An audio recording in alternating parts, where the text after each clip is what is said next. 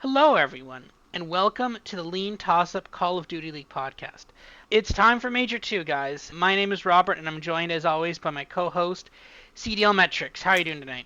Yeah, doing well. Before we started recording, we had a nice convo about March Madness and college athletics in general. So that was fun to get into. Obviously, March Madness is this week. So I'm a little upset that the Major 2 for COD is running into this first weekend of March Madness, which is one of the best weekends of the year, in my opinion. I love college basketball. And to me, the NCAA tournament is like the best playoff anything we have in the world. We have the World Cup, we have the World Series, we have the Super Bowl, NFL playoffs, like all of that, NHL, NBA.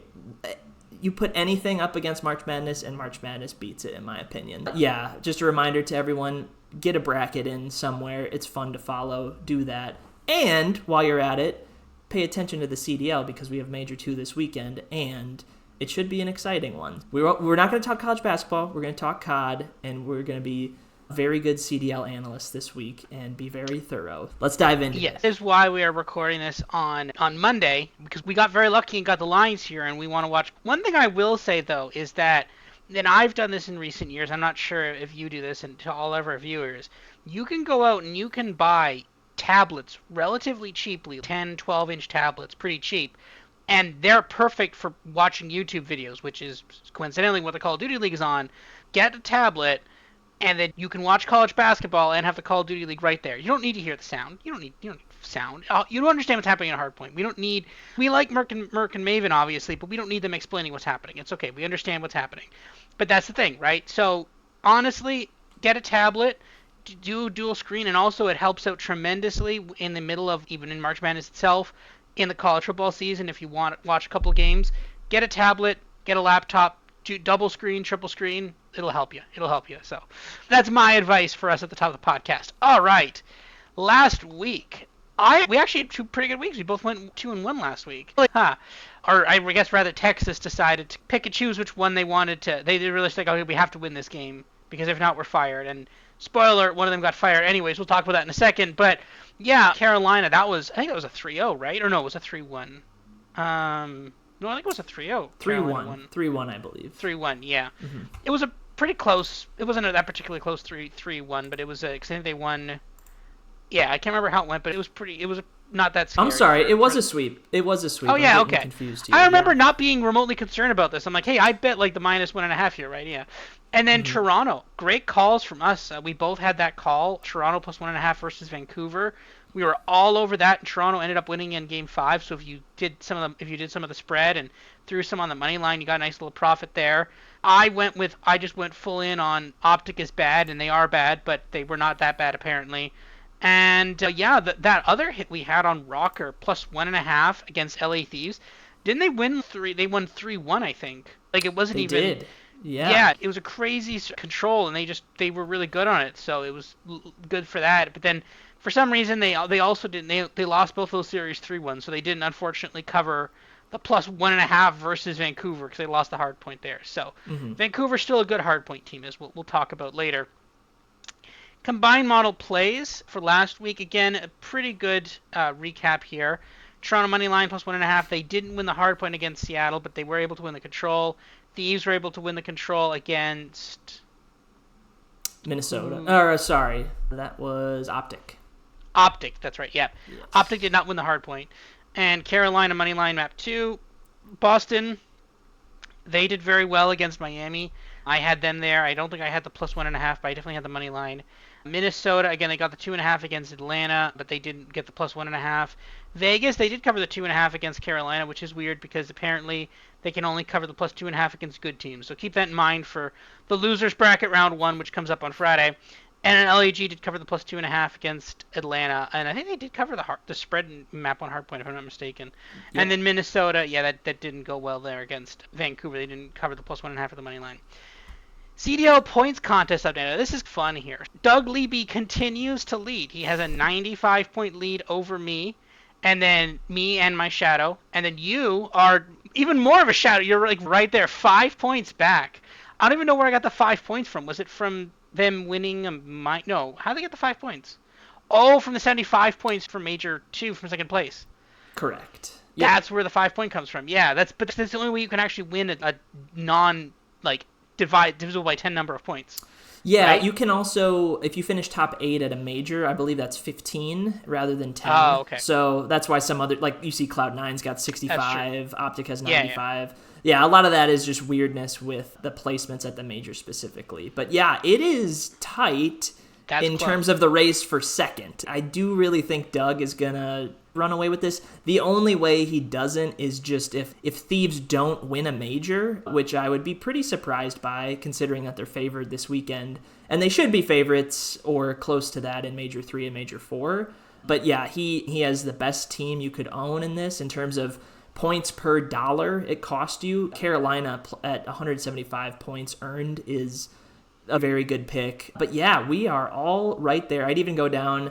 There's a couple people behind me that are right there as well. So it seems like Doug's to lose, and then it's like a 7-horse race for second. So yeah, exciting. This will shift a lot. Majors deal out a ton of points. It's about equal in terms of the number of points that qualifiers give out versus the number of points majors give out. So a huge point dump is going to come in after this weekend of games. Yeah, Yeah, interested to see how it all shakes out after a few days here. and that was, remember, the theory behind mine and a couple other ones down there, VCan and WA 2132. The theory was that the points you get from the major is far more than the points you get in qualifiers.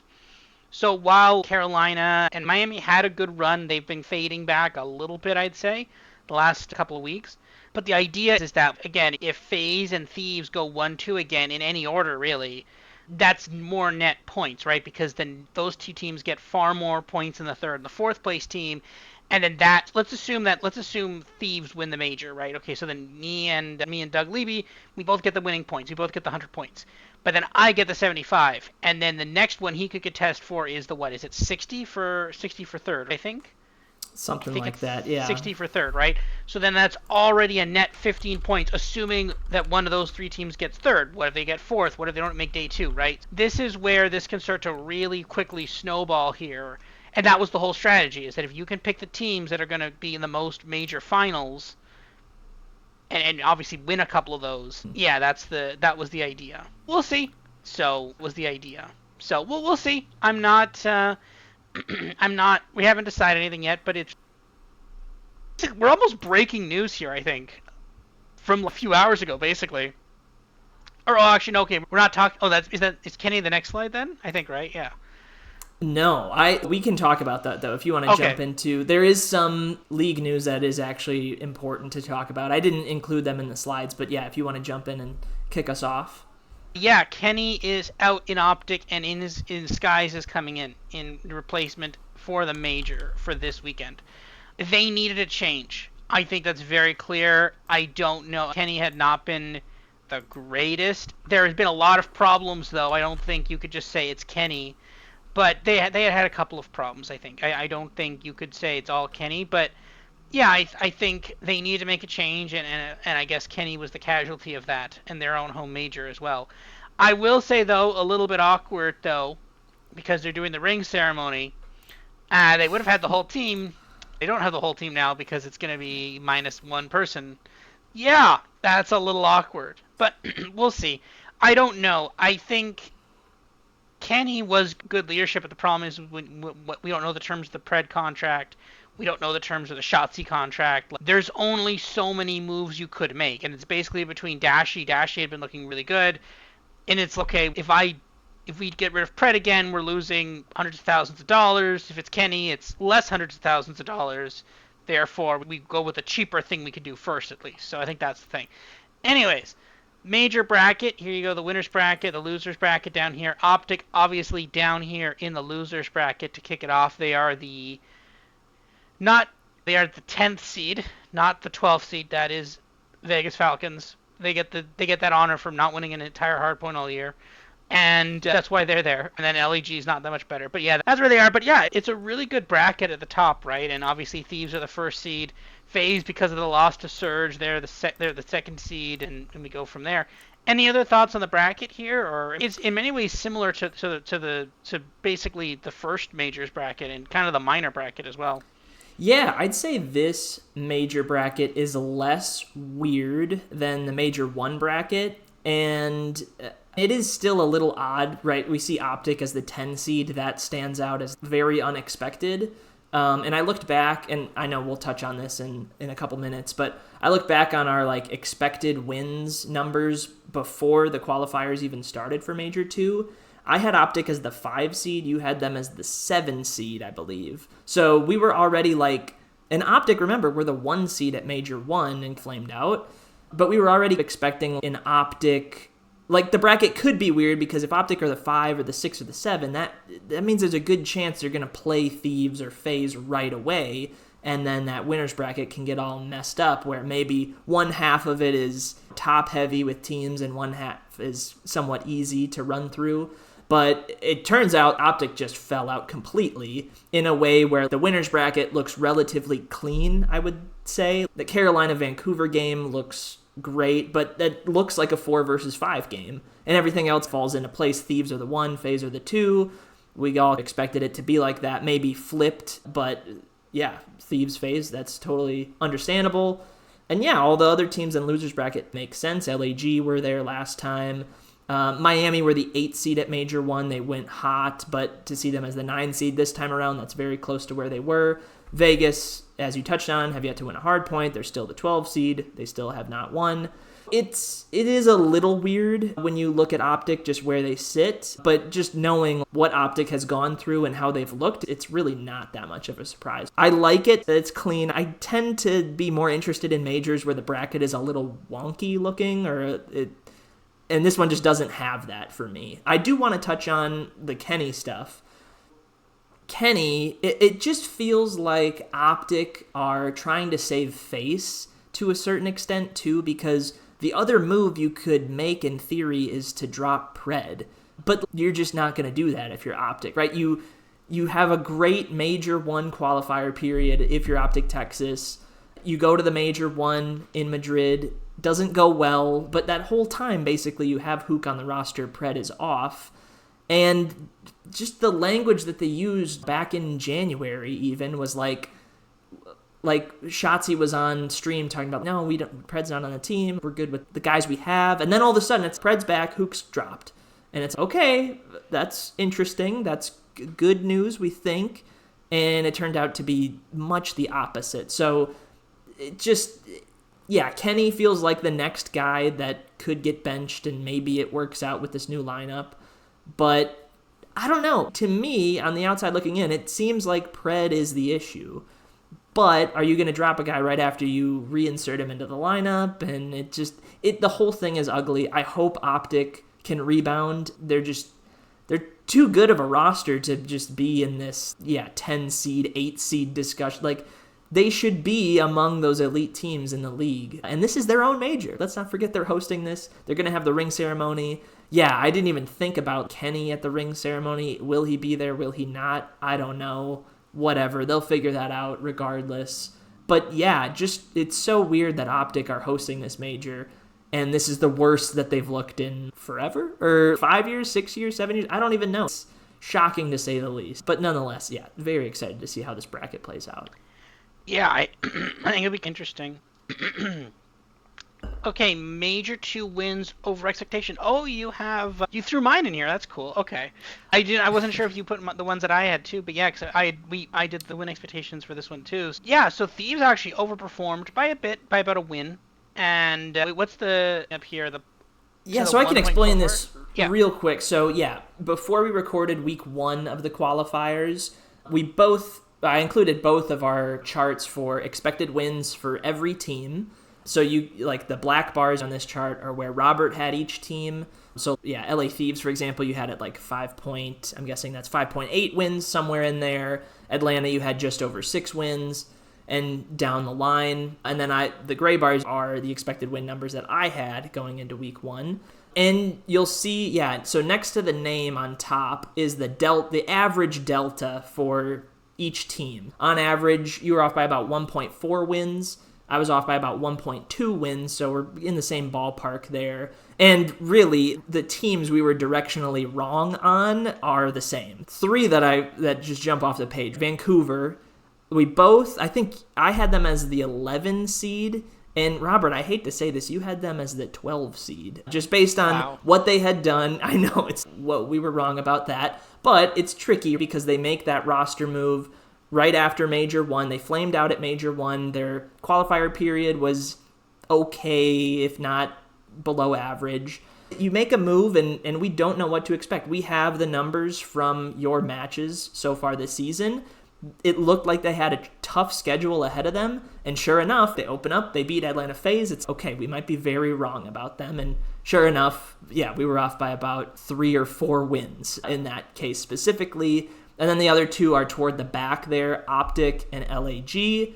I had mentioned Optic already. I had them as the 5, you had them as the 7, so you were a little closer to being correct, but still, no one saw one win coming for them after flaming out. And then the one thing I will mention is in our discussion, I rewatched that week 1 episode from Major 2, and in that discussion we mentioned Optic's schedule looks very hard, and we don't know how this Pred lineup change is going to work. You take all that into account, and I said don't be surprised if they're the 7 or the 8 seed and we get a weird bracket and this is how it shakes out. Turns out I undersold that by quite a bit because they barely got one win. And then the other one that was interesting was LAG. We were both very high on them as well, sitting above the cut line for the winner's bracket, loser's bracket start. And it turns out that they're still kind of bad. We were a little off on that. They had a relatively easy schedule they couldn't take advantage of. But for the most part, every other team, the teams that stayed relatively stable from Major 1 to these qualifiers, we were pretty spot on with. Miami was close, Minnesota was close, Toronto we were right there on at 5 wins, Atlanta we were right there on 6 wins. You can look at those and feel pretty confident that if teams aren't making drastic changes from one major to another, we feel pretty good about, like our win expectancy models should be dialed in for those teams, and I think this proves that they were. So I'm excited to see how Major 3 plays out. We only have 5 qualifiers per team for that major, so the deltas could be really big in terms of like percentages you're off by. But yeah, still interested to see how those play out nonetheless. And yeah, Vegas, obviously, no wins, but we said that they might get 1, and yeah, we overdid it with them.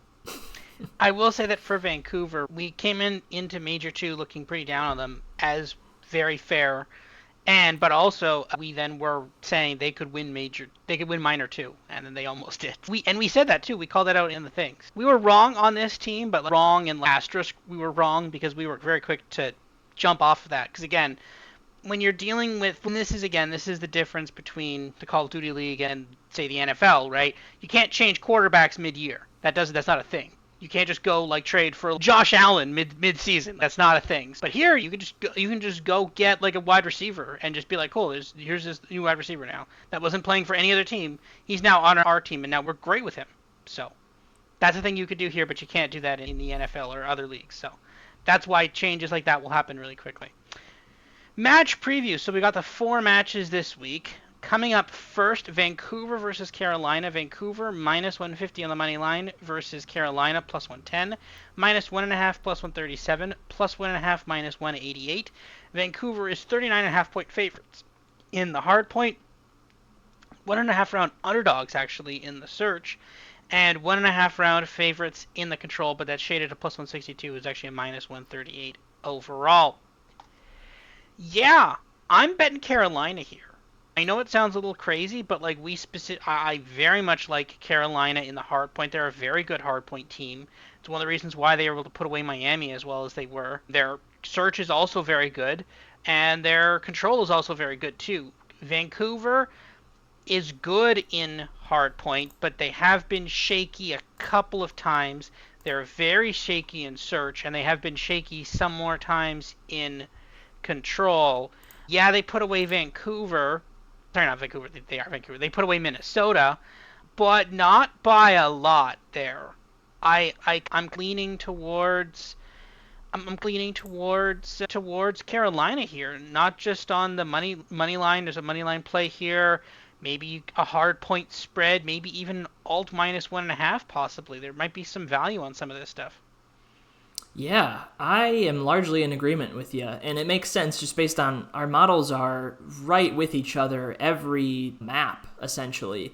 Plus 200 in map 1 seems like a very good price on Carolina if you'd rather take the plus points at minus 120, I think it is. Like, go ahead there. The map 2 seems pretty spot on. And the map 3, yeah, you can really make a case that Carolina are a better control team, and you're getting even money on that. So that seems pretty good to me. So yeah, the fact that I kind of a variety of maps leads me to just say, hey, Carolina money line might be a good move.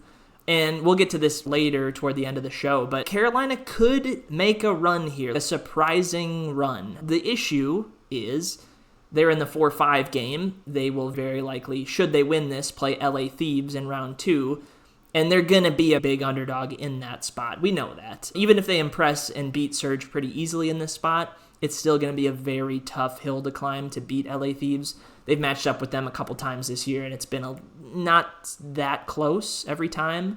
One thing I want to shout out with this match, so if you look at the Major 2 qualifiers, Carolina 5-2, as is Vancouver Surge. Their only losses are to LA Thieves and Toronto Ultra. Those were their first 2 matches, so they lost to those teams, then went 5-0. The rest of the schedule for them pretty easy. Rocker, Optic, Cloud9, Heretics, and Falcons. You look at Vancouver, 5-2 in the Major 2 qualifiers. Their only losses are to LA Thieves and Toronto Ultra, the same 2 teams that Carolina lost to. The thing with them is their wins are a little more impressive. They got FaZe right away, Cloud9 as well. LAG, not super impressive, but still a win. Miami Heretics as well, and Minnesota Rockers. Very similar schedules, but Surge have that win over FaZe. That was shocking when it happened, but understandable now, given how good Surge have looked. I get why Surge are favored, minus 150, plus 110. I totally understand. Their hard point has been cooking, but Carolina maybe match up with them well. Carolina have been sneaky okay at hardpoint lately, if not good. So could they split 2 hardpoints? I think so. I think Carolina are still a cut above in Search and Destroy. They're arguably the best team in the league.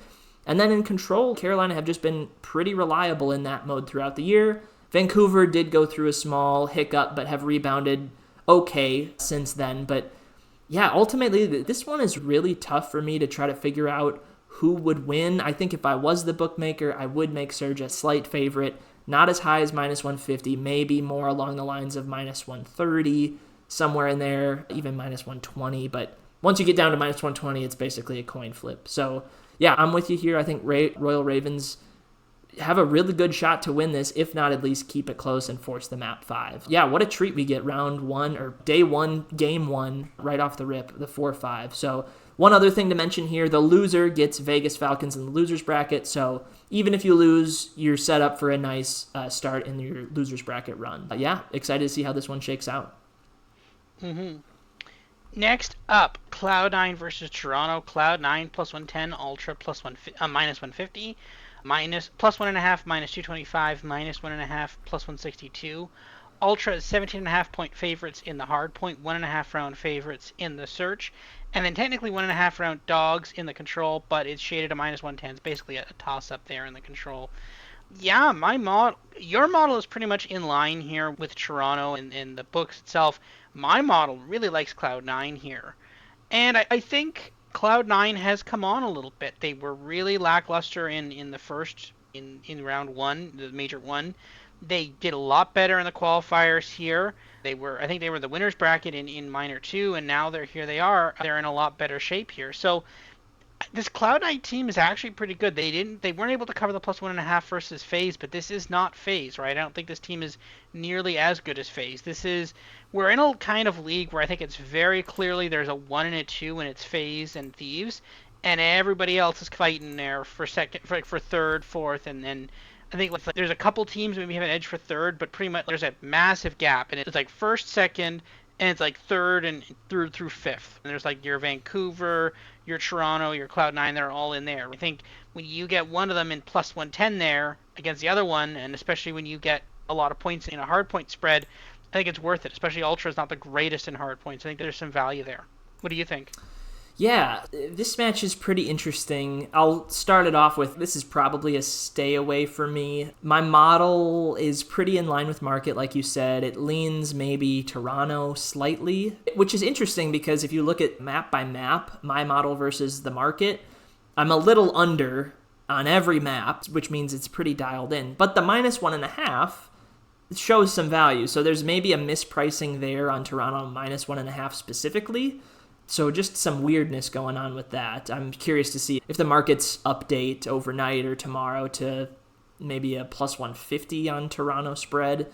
Yeah, but if you just take the major one qualifiers, major two qualifiers, the minor two tournament that we played, you can very easily make an argument that Cloud9 should be a favorite in this spot. Maybe flip the prices. Maybe you could make Cloud9 -150, Toronto +110 if you wanted to. I would totally get it. The reason my model is bumping up Toronto is just they've been pretty consistently good all year, whereas Cloud9 struggled to start the season, but they've made some changes since then, and they've rebounded nicely in the last couple of months. So I think this is a really tough one to call. Again, very similar to the 4-5 game. This is the 3 versus 6 game. Interestingly enough, so Toronto are the 3 seed. They went 5-2 in qualifiers. Cloud9, the 6 seed, went 4-3, so respectable records for both. Toronto have the edge in terms of win-loss, but week 1, these teams played, and Cloud9 got the better of Toronto, so that is something just to keep in the back of your mind. Hey, these teams played relatively recently, and Cloud9 got the better of Toronto.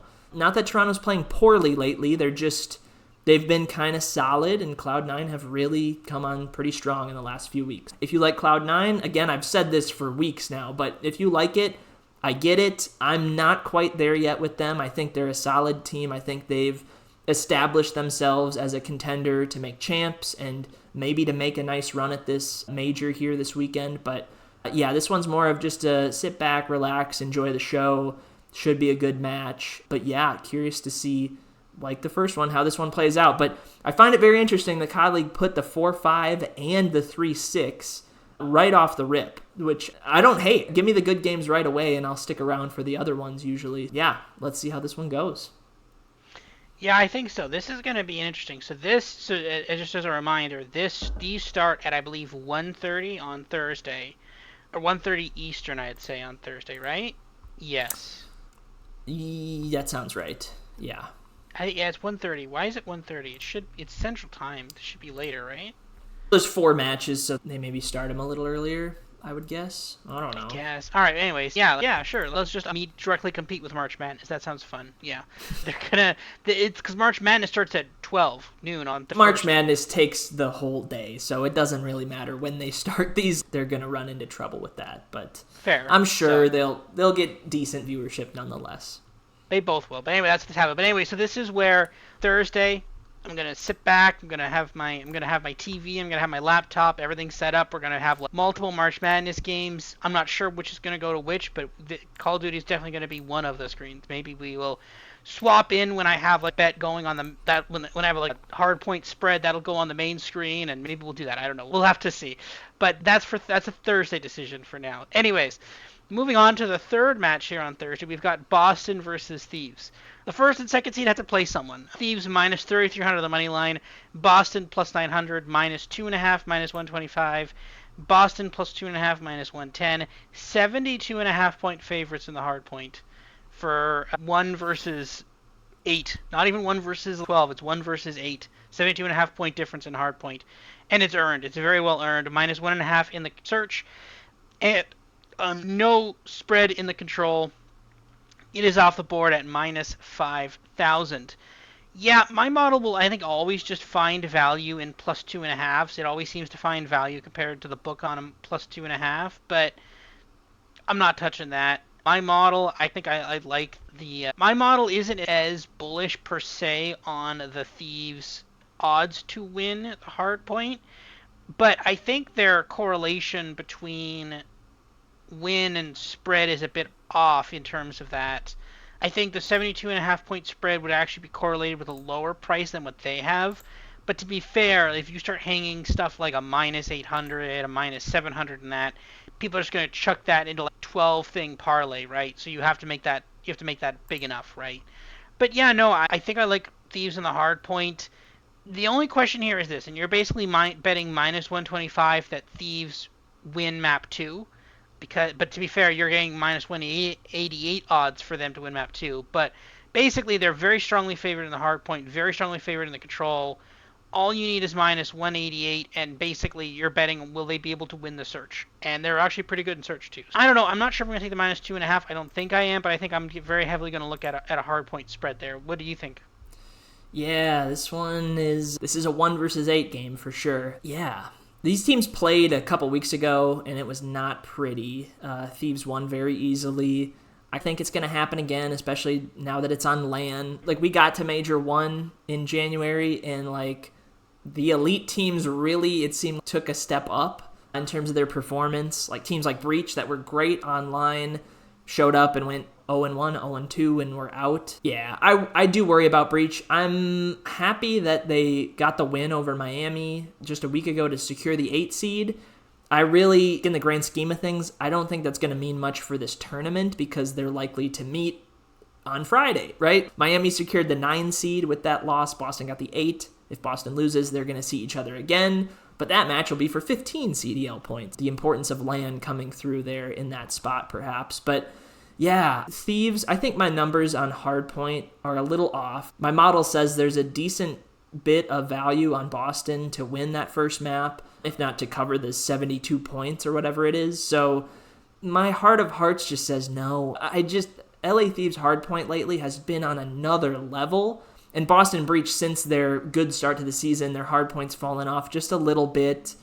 So I just don't like where the teams are trending in that mode. Specifically, I definitely think Boston are a good enough team to win map 2. If you're going to look at anything on the Boston side, I think Boston map 2 at plus 137 is a decent price if you wanted to play that rather than the plus 2.5. And like you mentioned before, if you're of the opinion that Thieves take care of business relatively easily, the minus 125 to sweep them is, yeah, it's very close to what you need in map 2. Either of those makes sense to me. Yeah, I don't know. I don't want to call my shot and say Thieves 3-0 them, but I do think that is how this ends up. I'm going a little bit against my model in this spot, saying Thieves win this easily, but we just saw this on LAN. It could be even more of a difference. So yeah, it's just hard to buy into Breach here. But I don't know. They've surprised me before, and maybe they'll do it again. I worry that they're running into the best team in the league at the worst time of the season. Yeah, we'll see how this shakes out. But there's also March Madness games on at this time, so maybe just watch those. Not sure who's playing in March Madness at this time. This will be. I don't know. I don't know who has this game. We'll have to see. Anyways, last match of Thursday: Minnesota versus FaZe. FaZe a minus 900 on the money line at Minnesota plus 500. FaZe minus 2.5 plus 120. Minnesota plus 2.5 minus 163. FaZe is only 55.5 point favorites in the hard point, 1.5 round favorites in the search, and then 1.5 round favorites in the control. Yeah, I don't love. I don't love FaZe here. I think Minnesota can do something here. I think Minnesota is actually. They were very competitive in that hard point with FaZe. They only lost it by like 30. They easily covered whatever the spread was in that game. FaZe is obviously better in the other map and modes, but like the first hard point was competitive with FaZe. I don't know. I don't know if I want to play this one or not. I think the plus 2.5 at minus 163 is a tad pricey, but maybe you could throw that in a parlay with something and then see that. I don't love betting minus 163 standalones just on that. But maybe that's something you could throw in there, right? I don't know. We'll have to see. What are your thoughts on this one? Yeah, this one, so it's priced somewhat similarly to the game we just talked about, and it makes sense. It's the 2 versus 7 seed. But I do really like Minnesota in this spot, which hurts to say, and I did this a couple weeks ago, and maybe I'll never learn my lesson on this. Because, yeah, Rocker got swept in that series. They kept it close in the map 1. Ultimately, that doesn't really matter when you're trying to get a 2.5 map spread through. But I just think FaZe are still a great team, and they very easily could win this Major 2, go back-to-back, Major 1, Major 2. I just think I don't want to say underwhelmed, I don't know what the right word is. They've quietly gone through this Major 2 qualifier period And they haven't necessarily impressed me with their play. And I just hate saying this out loud because I know it's going to bite me so bad. FaZe are just going to run through this tournament now, not lose a map. This is just how this stuff goes. But FaZe had a very easy schedule this time around, and that's not their fault. That's good. Easy schedules are nice. But they opened up with a loss to Vancouver. Now, we know Vancouver are quite a bit better than what we initially thought, so a loss to them is understandable. And then they ran through and won 6 straight in qualifiers. They beat Optic, who are the 10 seed. They beat Miami, who are the 9 seed. They beat Minnesota, who we just talked about. They beat them pretty well. That's probably their best win of the qualifier period. They beat Boston, the 8 seed, LAG, another losers bracket team, and then they just beat Cloud9 yesterday. So they have a couple nice wins, but there's just a lot of maps in there that are a little too close for comfort, and I think Minnesota are good enough to at least make it interesting. At least go long in the map 1, maybe go to around 11 in map 2, push them into map 3. Minnesota are good enough to be right there. I wouldn't be shocked if Minnesota win one of those first 3 maps. There's a reason they're minus 163 to cover that plus 2.5 because they're good enough. Rocker are a solid team. I know it just happened and it was a 3-0, but I don't know. I just think Rocker, you play this team 6 maps in a row, you're going to get one of those. And I know probability doesn't work exactly like that, knowing the result of the last game and applying that to this one, but I don't know. I think Rocker are a quality team. I think the spread should be Minnesota plus 1.5 at a juice number, but we're at plus 2.5 at a reverse juice number, whatever the terminology is on that. But yeah, I like Rocker ever so slightly here. Wouldn't be shocked if FaZe get this done in a sweep, but Rocker are a quality team. I expect them to show up. I think they pull off a map, and if they don't, I expect them to fight like hell and at least make them very close with FaZe. This is a sneaky one. We always get one weird result at a major, day 1, winners bracket round 1. This could be it. Rocker have a chance to win this. Maybe they don't, but maybe they make FaZe sweat a lot. That's kind of the vibe I get from this game. It's a weird one, but yeah, I'm going to go with Rocker here, and it's definitely going to hurt me in the end. Yeah. All right. Losers bracket round 1, match 1. This will be Miami versus Boston versus Thieves, or the loser of Boston versus Thieves. Very likely Boston. I think I'm going to take Boston. Just won this. I'm fairly sure I'm going to take Boston here. Yeah. Maybe Boston's probably going to be what, probably minus 125, minus 150 in this match. I'm going to take Boston. Yeah, I don't think that's the wrong way to think about it. So last major we had, exact placement odds for each team, which is where we could talk about these losers bracket matches. I don't think we have those at the time of recording right now. But yeah, just to touch on who they might match up against, like Miami very likely to see Boston again a weekend later than when they played last time. Boston got that done in a game 4. My model says Boston is a slightly better team, but not by much. I'd make Boston about a 57% favorite against Miami. I'm just looking at my number now, actually. Yeah, I'll just chime in. I have 59.8, so minus 149. So yeah. Maybe not a coin flip. Maybe we give a lean, if we're talking about leans and toss-ups here. Lean Boston in this spot. But yeah, if Boston gets slammed by LA Thieves and then show up the next day, they very well could go 0-2 again at this major. Miami are a good enough team to beat them, no doubt about it. But yeah, just based off of what we saw last weekend, I would expect Boston would be a slight favorite in the market. That's where I have them in terms of my win percentages and whatnot. So it sounds like we're in alignment somewhere between the 55 and 60% favorite for Boston if it were to be them. If it's LA Thieves, on the off chance that this is Miami versus Thieves, are probably a 90% favorite, somewhere in that ballpark. I would guess they're probably in that same area for you as well. But yeah, just intriguing that we just got a Miami-Boston match, and we might get another one less than a week later. Next one, this would be Las Vegas versus whoever loses, Seattle versus Carolina. I think it's pretty clear what this line's going to be. This line's going to be minus 2.5 something. The thing is this a good team in which Vegas will be competitive against, or is it a bad team in which Vegas will get blown out? I don't know. This one's going to be, let's see, what do I have for pricing on this one here? I have Carolina as an 88.6% favorite, and I have Vancouver as an 82.3% favorite. Actually, my model will never love a -2.5, but it will be a -2.5. I will say though that if it is Yeah, Carolina, yeah. my model slightly likes.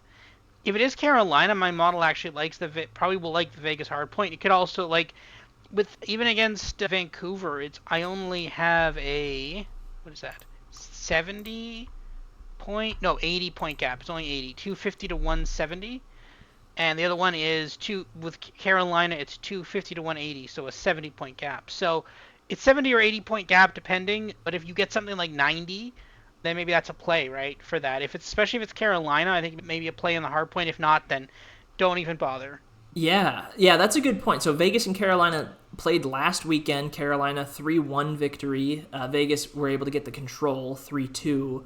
But yeah, both hard points were very close. 17-point win in map 1 and a 19-point win in map 4 for Royal Ravens. And that's not much of a surprise. Like I mentioned it last week when we talked about that Vegas Carolina game. The first thing I thought of was this is a bad matchup for Vegas because Carolina excel in the game modes that Vegas can find map wins in, those being search and control. Now, they were able to get the control done, which was a bit of a surprise. They got 6-0'd in search. Not good. Now, that's not going to happen maybe for the rest of the year. It's hard to get 6-0'd in search and destroy, and they just did. But the fact that those hard points were that close, again, Vegas have had a handful of those hard points this year where they're right there, and then in the last 30 seconds, last 60 seconds, they just kind of fall short. And eventually, maybe that won't happen and they'll pull through and win 250 to 245 or something like that. Yeah, if the spread, if this is Vegas Carolina again and the map 1 spread is like anything north of 50 or 60, yeah, that should be an easy Vegas just take that because they might win finally if they get matched up with Carolina. Again, you worry about this is on land now, so worse teams maybe have it worse in that sort of scenario. One thing with Vegas that I wanted to mention was they just dropped their head coach, who has been with the organization for quite a while now. Luti, he came out of EU Challengers a while ago, I think, and he's been coaching for the last couple of years. But he was with this team at the Esports World Cup in Saudi Arabia last summer, and Vegas or Team Falcons at that point, were not expected to do much, but I would say they exceeded expectations for what they did at the tournament. I believe they played FaZe in one match and kept it pretty close, maybe even won a map off of them. Played another Challengers team or two and looked like they belonged. And then, since the CDL season has started, it's been not very good whatsoever for them. The coaching change is interesting. I know Luti took time to learn some Arabic, and I know he was like the Falcons have also been experimenting with English, it looks like, in their listen-ins and stuff. I don't know. I think maybe Falcons were just like, okay, at this point, we don't have a hard point win. We don't have a match win this season. Clayster's in the organization. Maybe he can get something out of this team more than what Luti could do. I don't know. There's always maybe potential for internal drama as well. So yeah, I expect Vegas Falcons to be a huge underdog. I give them about a 4% to 8% chance to win this match based on whoever it is that comes down, just because I see Surge and Ravens as almost equals. So yeah, it's going to be an uphill climb. It probably has to be win 2 searches in a control or 2 searches in a hard point if you can win a hard point. But yeah, I'm just curious to see who comes down off of that winner's bracket and what these prices are at. But I suspect it'll be like -2.5. I don't even know, -150 maybe. Maybe that's a little high, but something in that ballpark. But yeah, maybe Vegas could surprise us and get a win on land. Who knows? Mm-hmm. Losers match 3. It will be Optic versus the loser of Minnesota and FaZe. Very likely going to be Minnesota. I have Minnesota as an 80% favorite and FaZe as a 92% favorite. So Optic is a pretty strong dog either way here. Although I do have Optic making a hard point against Minnesota very close. So that might be a potential avenue there if you see something like Minnesota plus Optic plus like 29.5 or something. That might not be some bad value on some of those hard point spreads. Outside of that, I don't really see a ton of value here. I think we're gonna need to see what Skies does on this team. I think this is a very last minute thing considering the fact that your first match is on Friday and Skies is joining the team on Monday. I don't love that turnaround time. That seems like a bit iffy to me, but that's just me. What are your thoughts on that one? Yeah, assuming this is Minnesota versus Optic, I do think the books would come out with Minnesota as a favorite. These teams played in the qualifier period. Minnesota 3-0'd them, as every team except LAG did. Yeah, like I think you just have to make Minnesota default a favorite at that point in time. How big of a favorite, I don't know. Right now, my model says Minnesota is about a 57% favorite. I might want to bump that up just based on what Optic have looked like lately. I know they got a win last weekend, but it was against LAG. We are probably the next worst team outside of Vegas. So good on Optic to get a win, to get a 10 seed. It was looking like they were going to be the 12 for a little while, but actually bumped up a couple spots to give them the 10. This is in North Texas, so we know there's going to be a gigantic Optic crowd. We saw what that did for Miami at Major 1. They got third place because of that, or that was a big help for them, it seemed.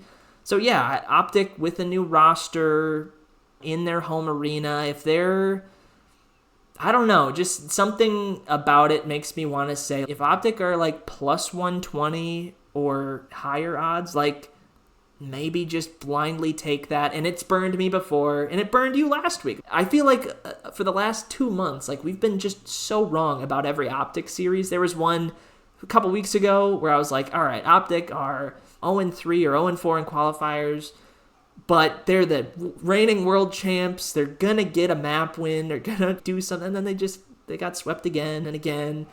And then, yeah, last week it's you had enough of it. You're taking LAG, and then, Optic finally show up and win a series. This team is just impossible to figure out, but the fact that they have a team change, maybe it's maybe it's not good, but it's something, right? It's something new. They're in their home state hosting this event. If it's Minnesota, that it feels like a team that you can beat if you're Optic. Yeah, I don't know. I really want to see where the prices come out for this match if it is Optic versus Minnesota. I'm intrigued however they slice it. If they make Optic a favorite, that wouldn't shock me either because of what all I just said. But I suspect Minnesota will be a slight favorite should it be that matchup. Yeah, I think so too. And then last but not least, it will be LAG versus the loser of Cloud9 and Toronto. I have something along. I have Toronto as a minus 250 favorite, and then New York as a minus 435 favorite. So New York is a significantly bigger favorite. Either way, though, not particularly competitive in any of these. Basically, against Toronto, they get 213 points. Against New York, they get 216 points. So again, basically peripherally competitive. If you're looking at a 40-ish, 30-40 point spread there in those games. That's what I see it as. I don't think that LEG is going to be able to make this particularly competitive. Neither whichever team makes it through. Yeah, I'm of the same opinion. So my numbers give LAG against New York about a 27% chance to win. So about 1 in 4 shot if it is Cloud9. And then against Toronto, about a 19% chance to win. So about 1 in 5 chance to win. But yeah, it's going to be either or. Like LAG is going to be a pretty big underdog in this spot. Yeah, they've just underwhelmed so much. It's shocking, I would say, how bad they've been this year. They have the new roster. It's still not working out. They don't really have a game mode that they can bank on even. Control for them has been all right, but we only play Control once every series, so that's not great to be your best mode. I don't know. It wouldn't be a shock if they pulled out a win against either of these teams. It would be a surprise for sure. But man, I don't know. It's so weird with this LAG team how bad they've been this year. But yeah, I suspect they'll be plus 200 or probably north of that, plus 250 maybe, once we find out who they're actually playing. I don't know. Weirder things have happened, but yeah, LAG just haven't done much to prove otherwise. Their one win this qualifier period was against Vegas. It was a 3-0. Good for them for doing that, but yeah, the rest of the series weren't particularly great for them. They didn't even have that hard of a schedule. They played some quality teams, but we got to get more than just one win against Vegas on the board. So, yeah, tough scenes for LAG. I'm curious to see if they make another roster change should they lose this on Friday. Mm-hmm. And then futures preview, we then have Thieves. So to win outright, Thieves minus 125, FaZe plus 125, Surge plus 750, and then we just tank from there. Ultra 14, Carolina 25, Optic weirdly 25 to 1. They should be a lot lower than that. Unfortunately, there is no not Optic option. I would really love a not Optic to win the major, but whatever. Cloud9, Minnesota, all the way down here, and then to reach the final, even worse prices, minus 400, minus 250, and then going down. Odds to win Major 2, I am actually very much in line with the Thieves price. I have them as just slight favorites, which is on par with the minus 125. That being said, I am very much against the plus 125 for FaZe. That is definitely wrong. I have them a lot lower, as do you. And then we're also a lot lower on Vancouver. I am actually pretty high on Carolina. I don't hate the 25 to 1. Or also the New York. I don't hate the New York either. But Texas is just, as you can see here, there's nothing here. Now, to be fair, though, the R's were calculated, obviously, irrespective of the team change. So we can't have any impact on that. But their market would take that into account and project forward something.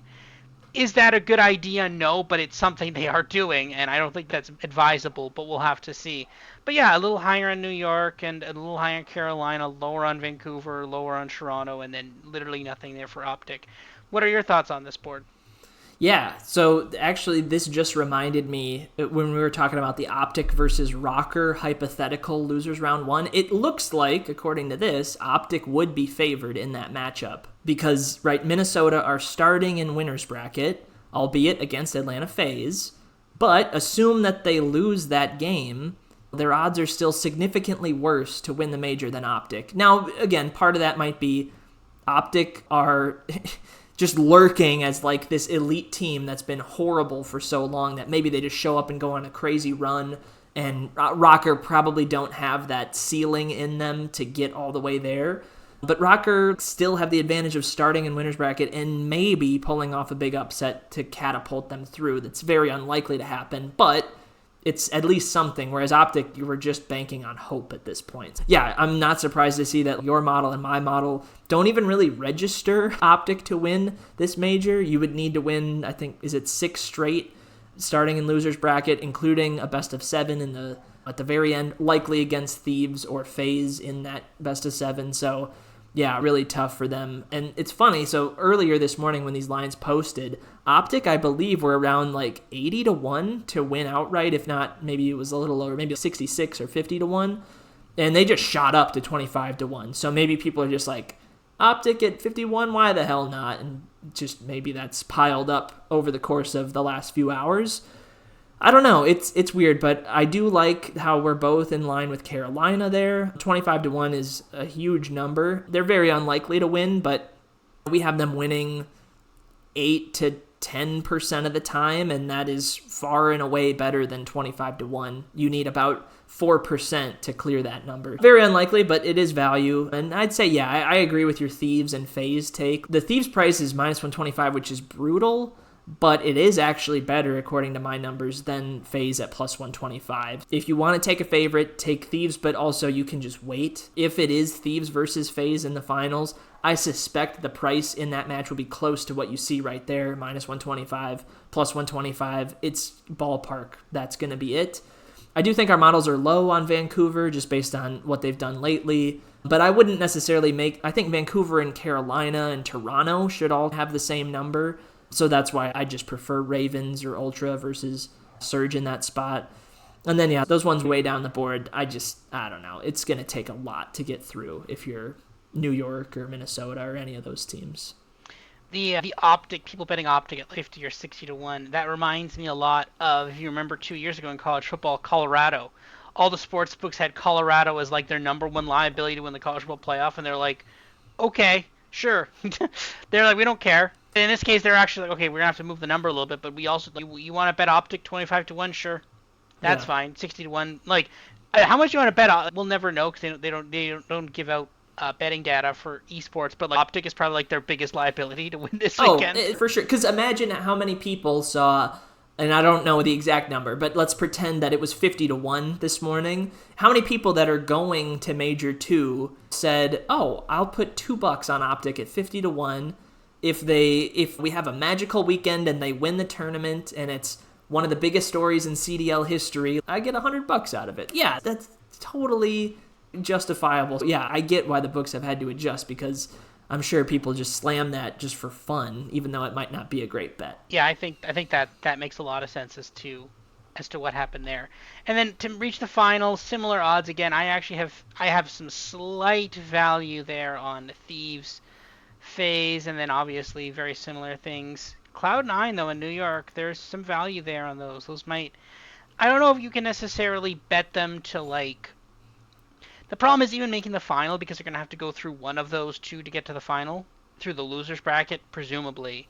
So I don't know if there's value on them in this market. I don't know if this is the preferred market I try to bet that in. Because again, there's always going to be something, but there might be something where it's like, oh, to be eliminated on like Sunday, make top four or something. There might be a market I'm going to keep an eye out for because I really like the Carolina or New York line there. I think there's probably some value there. Do you see any value on this board, or it's pretty much the same as the last board, to be fair? Yeah, like always, I think the reach the major final board is actually priced better for people. I know the odds are much worse because it's more likely you make it to the final than win the whole thing. But just in terms of like how much the book is holding on this market in particular, it's less than the win outright market. I'd prefer if you want to go crazy and take some Carolina, I'd actually prefer them in this spot plus 750. I really would like it to be like 10-1, and I thought it would be, but 750 is still just fine for me. And actually, I wanted to point out one oddity here, and it's easy to miss because they're so far down the board. Boston Breach are 125-1 to reach the final, but they are 80-1 to win the whole thing. The book screwed up there. I'm sure that'll get corrected soon. But yeah, if they're 80-1 to win the whole thing, to reach the final, you would think Boston are like 40-1 or something like that. But you're getting 125-1. If you want to get real crazy, Boston 125-1. But I suspect that'll be changed tomorrow, if not already. I haven't checked. But yeah, it feels like a Thieves versus FaZe final again.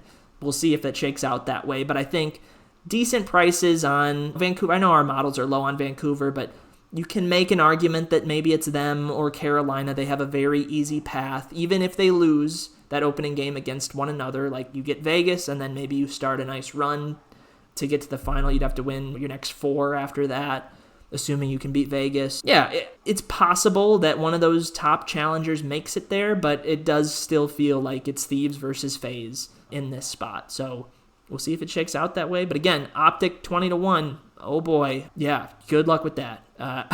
We'll see if it happens, but I have my doubts. And then models versus markets. Here are our plays for this week. I am going in on Vancouver and Cloud9 winning the round one map in money lines for map one, match one. I also do not hate I think it's the Carolina. They're like plus 32 points against Vancouver in the hard point. I definitely don't hate that either. Cloud9, I don't hate that hard point spread either, but I will go with those just money line for the match, but I will take Thieves minus 72.5 versus Boston in the hard point spread there on Thursday. You, on the other hand, went just full on rocker. You went Minnesota plus 2.5 versus FaZe, map 3 plus 1.5 plus 110 versus FaZe, and then also map 2 search spread versus FaZe as well. So that's a very fair. Those are some fair bets there. Any defensive why 3 straight rocker?